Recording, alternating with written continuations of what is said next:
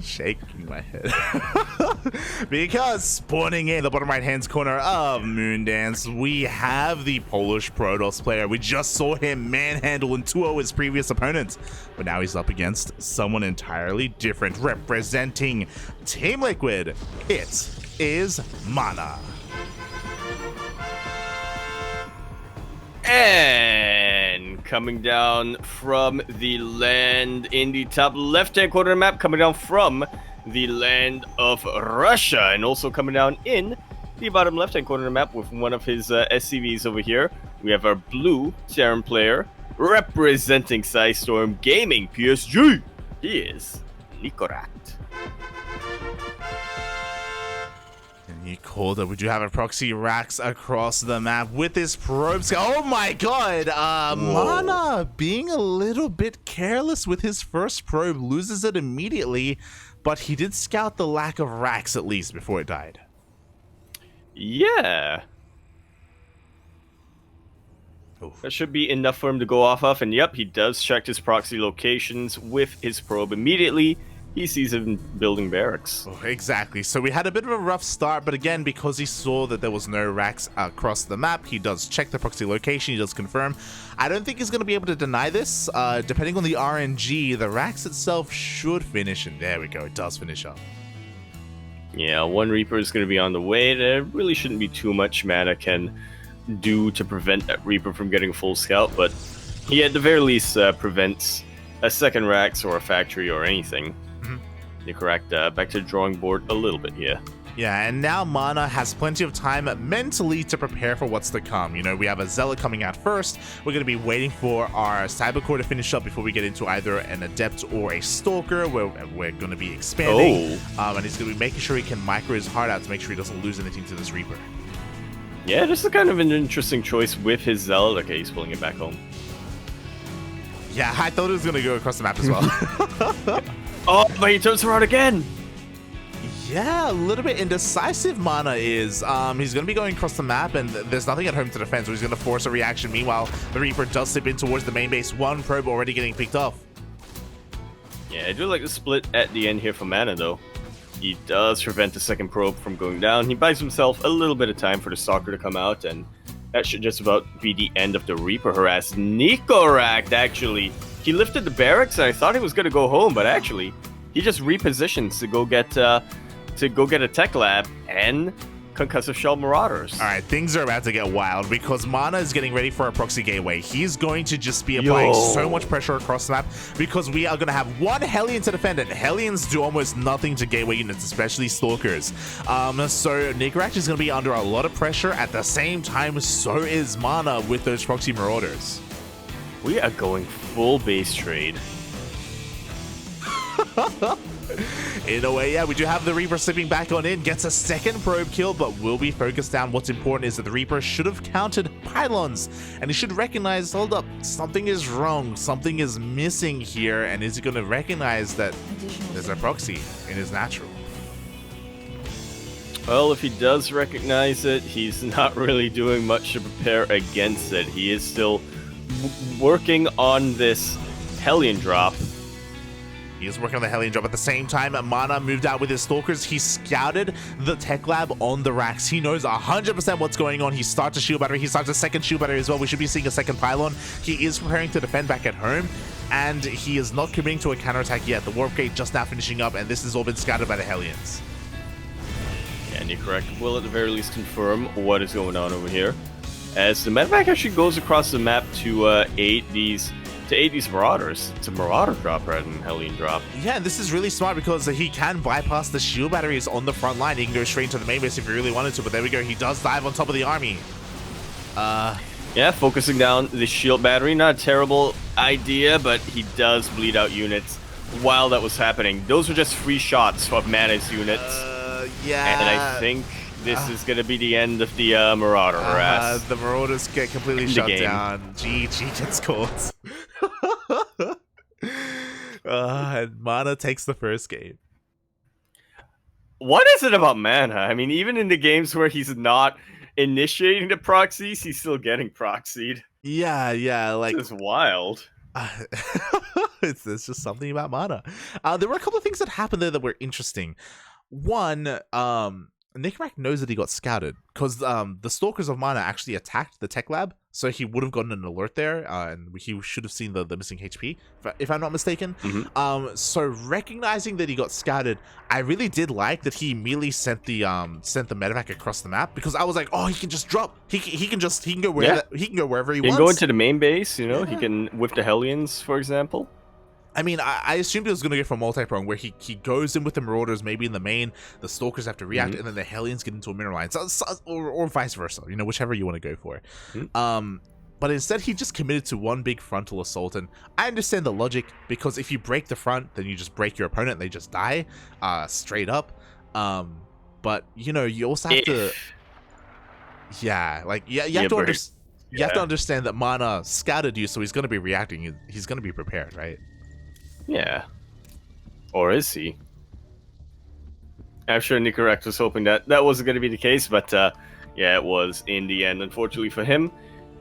MaNa takes game number 1. We're going to be loading into game number 2. This time, an older map. Oh, let's go! Earlier today, we saw Nightshade between Miyamika versus Forjumi, and now we're getting another one of those special maps in the OSC map pool. Eternal Empire. I gotta get ready for this. Oh no, just just don't get too close to the mic, puppy. Don't get too close to the mic. Just work your way up to it, puppy. Work your way up to it. Go ahead, count us in. All right.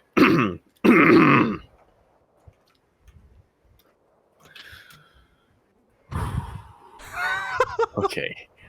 In 3, 2, 1, we are going to be now spawning into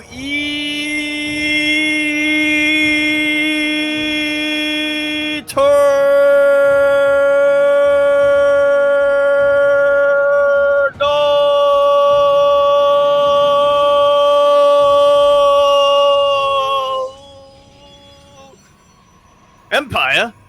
We're in, pardon me, the top right-hand corner of the map, starting all the way.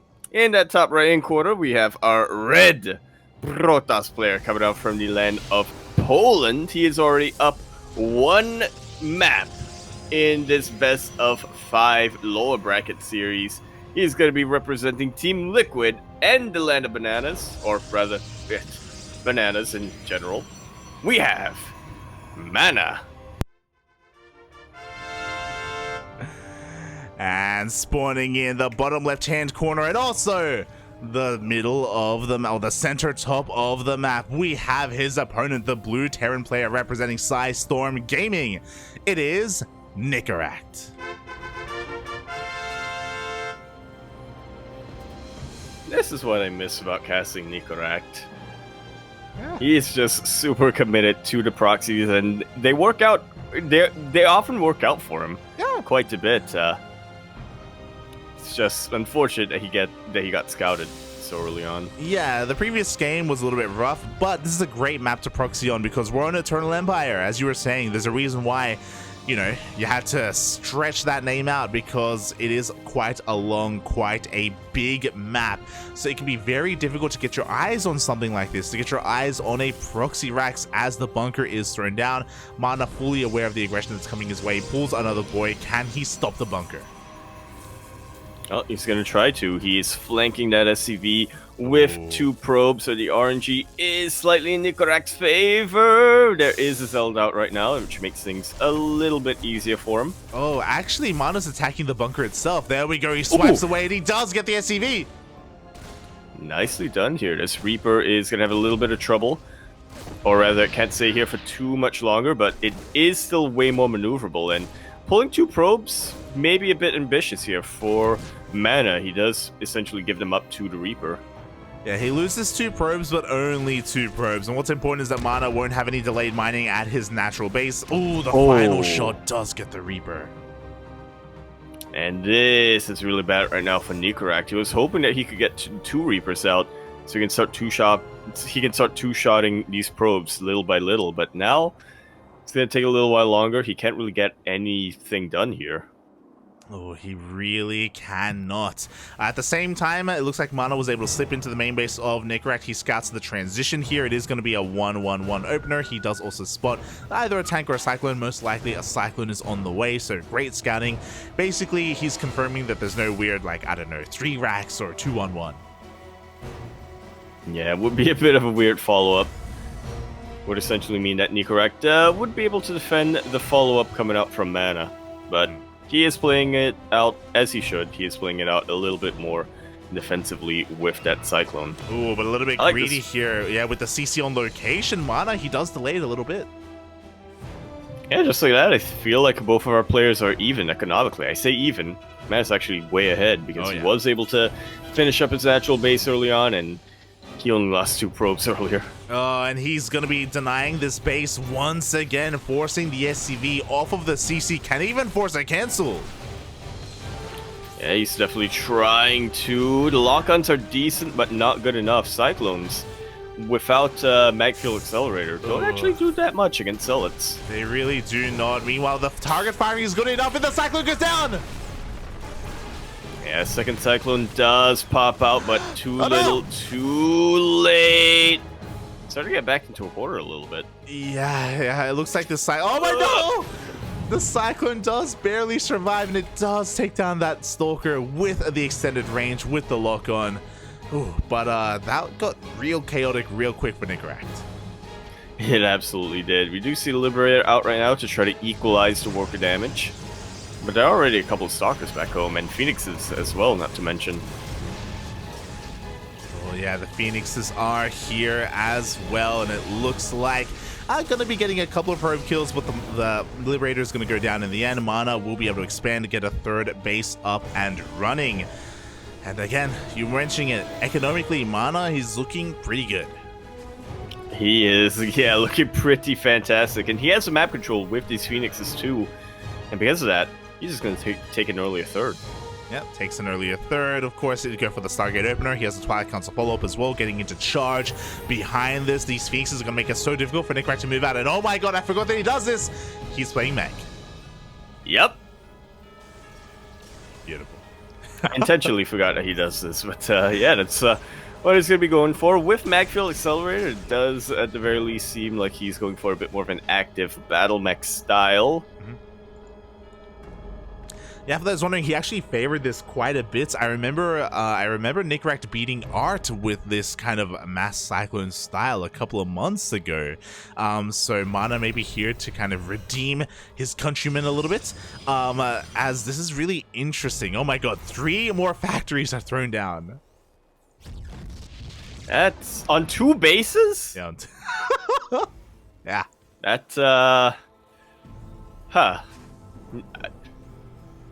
Well, it doesn't compute in my head right now. The math to me doesn't really check out. I guess if he mules hard, then he can work on a bit of an all-in. But yeah, it's just kind of weird that he is getting this many factories and not really planning to have, and not really planning to expand that much. Yeah, I mean, so you are right to be looking at this and be scratching your head a little bit, because we 100% do not have the economy to sustain 4 factory production, especially off of 37 workers. Like, we're still not even fully saturated on 2 bases. We still don't have a 3rd CC either. I mean, we do see the Cyclones at least forcing these Phoenixes back, but again, despite all of these being up and running, like, it's crazy. 5 factories, man. Yeah, it's like, even if it's an all-in, I mean, he can't really. He'd be better off not getting these many factories and getting, I don't know, armories out or something. Yeah, maybe. But then again, I guess if you get an armory, you want to make the game go longer. It's true. It's very true. We can see 4 of these factories being produced at a time. Maybe we can get this 5th operational as well if we weren't supply block, waiting for a couple of these depots to finish up. Meanwhile, MaNa is going towards his 4th Nexus. He's fully aware of the army composition. He has Phoenix charged out to deal with this, and charged outs are amazing against Cyclones. They're kind of like Lings in ZVT, but half of these charge outs are being called out in the middle of the map. Yeah, but even so, look at how much damage they're going to be doing. Some of these Cyclones are already at half health. Beautiful force field. Cutting off about half of that army.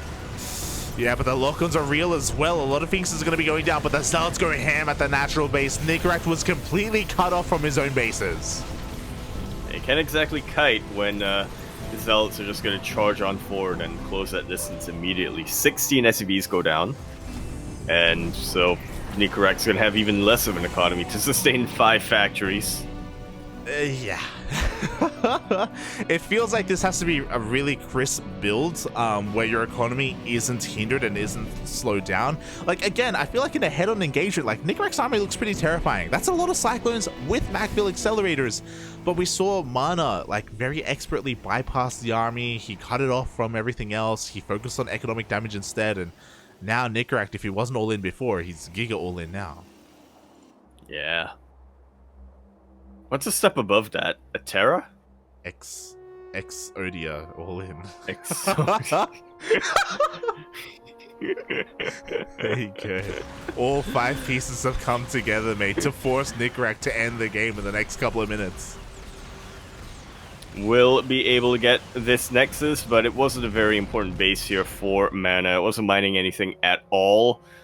MaNa's just getting ready back at home. He's finishing up a couple more of these shield batteries. He's waiting. He's daring Nicoract to push into him. Yeah, I dare Ice Coffee you to come in towards my 3rd base, and for the time being, Nicoract doesn't take the bait. He's gonna back off. He's resaturating his natural base. MaNa is stuck on 3 base economy. He's looking to eventually take a 4th. A couple of Zealots are being sent out here to see if there's an expansion. We know that not at all, mate. That's just not in the cards whatsoever. Yeah, exactly. It's almost like I'm watching like the Terran Miyamika right now. Like, what is happening right now? I say what is happening right now, but there's still a lot of Cyclones. Like, there's a world where this can work. And there are more on the way. Yeah. It's like a mono battle. 18 Cyclones. 18. If he locks on in the middle of the map and he's able to kite really well, maybe he can do it. He's catching all these Phoenixes off guard. Oh my god. Out of position. Every single Phoenix is going to be going down. This is a massive pick off. So much supply in the gutter from MaNa. Here we go. The Cyclones are pushing on in. All right, let's go. He's losing so many SCVs across the map to a Zealot run by. He is even more all in than he ever was before, and he was already super all in. But the shield battery overcharge is keeping the defenses up right now for MaNa. Very important warp in here of Stalkers will deter the Cyclones for a hot second, but it's not long enough. GG is called. MaNa to be taking game number 2. GG. Nicoract lost everything back at home. The backstab for MaNa was exactly what he needed to do. And yeah, even though it looked like the Cyclones were trading really well, it was best case scenario. He killed all the Phoenixes for free. Like, that's who knew that would have happened. But it still wasn't enough. Yeah. MaNa just really didn't take the bait to try to chase down those Cyclones. I like what he was doing with his defenses. You know, he got the Zealots earlier on to try to close the gap between Cyclone lock-ons, but once he realized that Nicoract was all in, he realized he didn't need to close the gap with those. He didn't need to close the gap in terms of that maneuverability. He could just stand still, be solid as a rock, because Nicoract was the one who was pressured to go into him rather than vice versa. Oh yeah. All the pressure was on Nicoract, and the pressure continues to be on Nicoract because MaNa has a 2-0 lead in this series. Can Nicoract bring it back? So much momentum here. Oh yeah, a lot of momentum. It's the best of 5, so, you know, Nicoract would have to win all 3 games in a row from this point. MaNa just needs to win 1. I believe in the Nicoract. Oh yeah, I believe. I mean, again, like that's that build. It didn't look too bad. It's just, unfortunately, he stumbled his way through it a little bit. Yeah. What were you saying? It had to be a very crisp build, but unfortunately the execution was a little bit soggy. a little bit. As Yaku, count us in. I'm loading. Oh. You can count us in. As we are going to be getting ready for our next map here, it looks like game number 3, is going to be on Cosmic Sapphire. Yeah. I like that we're, getting at least one of the old maps in these series. Hopefully, if we get into game number 4, we can have, what are some of the other maps that we got here? I think, was it Cyberforce I saw? Everdream. No, Everdream, that was the one. Alright, I'm loaded in. Go for it. In 3, 2, 1. And here we are now going to be spawning in, continuing our series here on Cosmic Sapphire. We're in the top left-hand corner map, spawning all the way in the top left-hand corner. We have a red Protoss player coming down from the land of Poland. He is, of course, going to be representing Team Liquid. Everybody get your bananas ready. He is MaNa.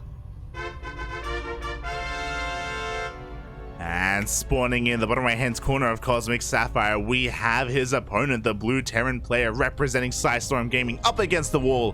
One more loss, and he is eliminated from the OSC mid-season playoffs. It is Nicoract.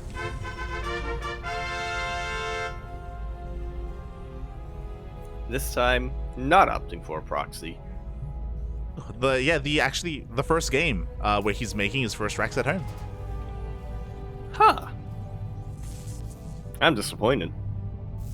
But it's probably for the best. It's probably for the best here. He's going to be going for a much more standard opener. He's been throwing so much at the wall to see what sticks, and I don't blame him. MaNa is a titan of the European region. He's one of the best Protoss players out there. So Nicoract he's going to have to try, or he's been trying to punch up quite a bit. He absolutely has. And it hasn't really worked out for him just yet. Yeah, we'll see if maybe if he uppercuts. No, wait, that's punching up. What's it called when you punch forward? Are you thinking of like right hook? There you go. In my mind, I thought you were thinking of like a Shoryuken or something. Like oh yeah, Street Fighter move. From Street Fighter. Yeah. And Bison dollars. Exactly. God. He needs to make it Tuesday. Today's Tuesday! It's all coming together! It's all coming together! Let's go! It's Tuesday! Shout out to anyone who recognizes that reference in the chat, and anyone who has watched the Street Fighter movie. If you haven't... Cinematic masterpiece. Oh, I wouldn't go that far. But it's my there. favorite. Oh man, I love looking at YouTube comments that I've seen and being like, "It's so deep, but so dumb." There's no deepness there, buddy. All right. Well, we are going to be continuing on here. So far, MaNa once again going for another Stargate opener. It made sense on Eternal Empire, and I'll say it makes sense on Cosmic Sapphire. Two of the largest maps in the map pool right now. Does kind of lend towards this, in a way, greedier style where you're working with less units, but you're also gaining so much map control early on. Yeah, Phoenixes in a TVP are absolutely invaluable, especially, like you said, in some of these larger maps where, your Terran opponent probably isn't going to be hyper aggressive, where you probably don't need to get gateway units early on to defend. Exactly, and we do see that we're getting an Oracle first this game to be a little bit more aggressive. The first adept is rushing across the map just to get an eye on things. Nicoract wasn't cutting any corners. We already have a bunker ready. We have Marines in position, but the wall is not a wall! Uh-oh. And the adept is coming in. Best case scenario, it's going to be able to delay that starport, and it hasn't, but it still gets a very good scout nonetheless. Yeah, scout's the 1-1-1, once again confirming that there is no 3 racks or anything like that. It could still be that mech build that we saw in the previous game. It was off of a 1-1-1 if you recall. But yeah, we'll see as the adept gets killed and Nicoract can transition making a tank. Nice and safe for now, at least until he decides to push out. A couple more. Actually, yeah, it is kind of odd that he's following up this Cyclone with a tank. Seems hyper paranoid for something. Yeah, I mean, he scouted the Stargate, so he knows about the potential for oracles, and that's why he's starting Viking production. He wants to try and be in position here.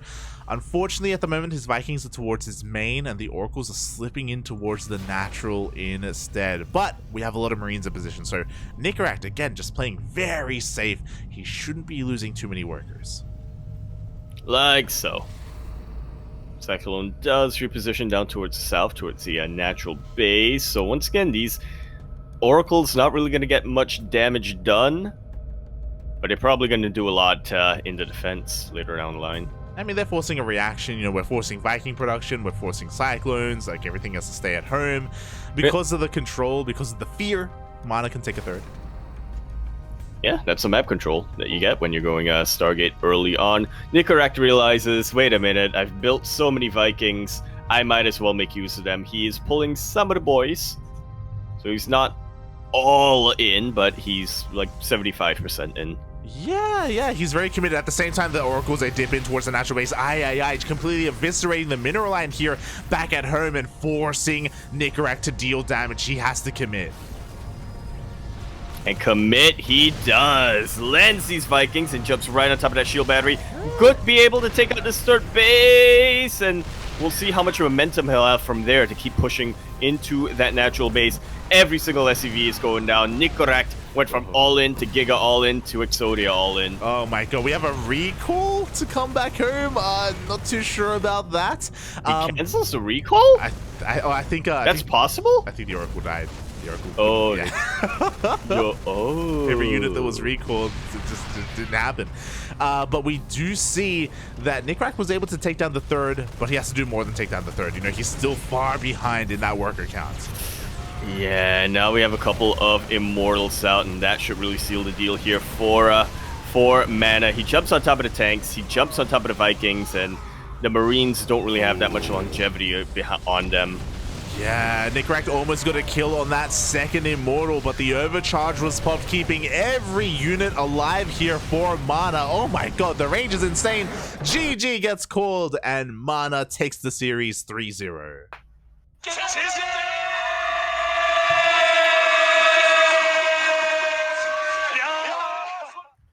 Wow. That entire series lasted less than 20 minutes, I think.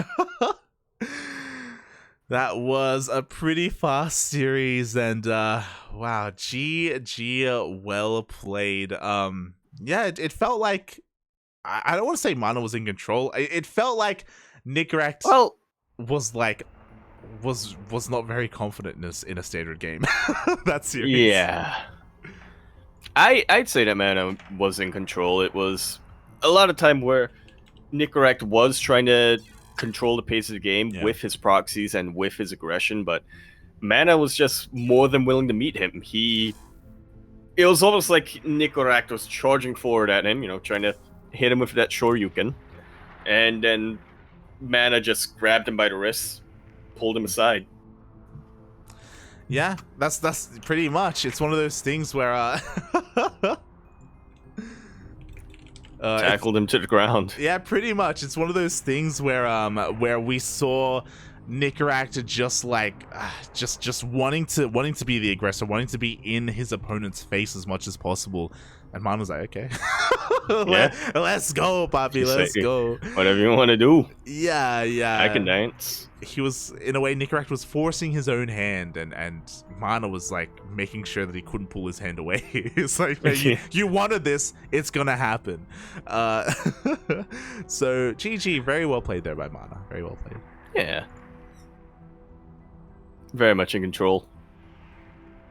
And with that, he's going to be moving forward here to face another Terran player, this time from the land of Romania. Oh my god, let's go. So we are kind of reaching a certain point here. We're reaching the halfway point.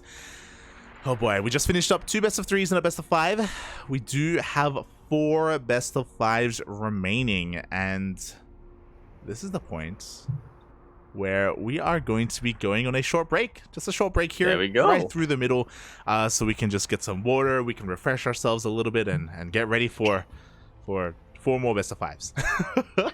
Yeah. Quite a bit to go. So yeah, thanks. So with Go on. Go on. Yeah.